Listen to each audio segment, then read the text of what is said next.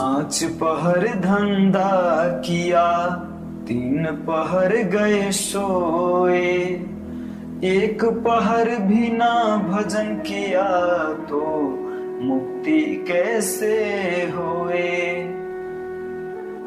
दिन के 8 प्रहर होइ छै। 8 प्रहर में अहाँ 5 प्रहर बिता देली काम करके और 3 प्रहर सुते छै। एको प्रहर भजन के लिए नहीं निकाले छै। जे 8 के 8 प्रहर भगवान दिले छथुन हमनी सबके लिए, तो कम से कम जे 24 घंटा दिले है उनका 24 मिनट नहीं निकाल सके छै। अगर नहीं निकाल सके जी तो मुक्ति की आशा केना राख सके जी संसार से। मुक्ति की आशा छोड़ दो।